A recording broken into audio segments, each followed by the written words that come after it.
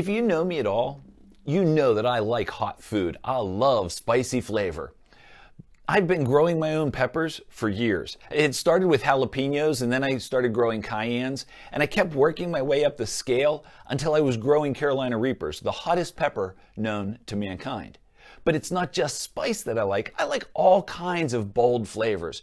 So a couple of years ago, I decided to grow my own horseradish. I didn't know anything at all about horseradish other than the fact that the part you eat is the root.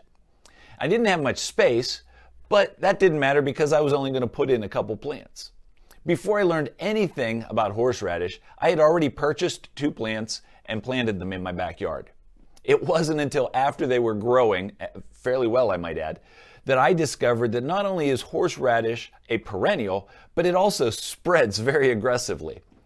In just a couple years, I had horseradish coming up all over the place. And to make matters worse, I found out that I actually enjoy the horseradish that I'm purchasing at the store more than the stuff that I'm making myself. So I decided to take it back out. That's when I discovered just how aggressively pervasive it is. Not only is it a root vegetable, but it's a root that sends out other roots all over the place.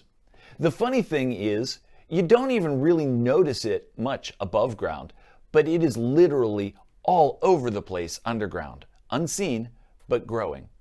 I've been pulling off the leaves and pulling out the stalks as they're growing, but it's not doing anything to actually get rid of the horseradish.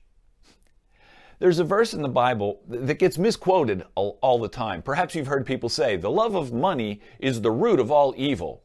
What Paul actually said when he was writing to Timothy was this: the love of money is a root of all kinds of evil.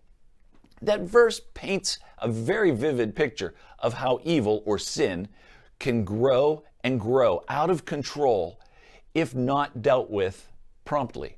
In another verse, Paul compares sin to yeast.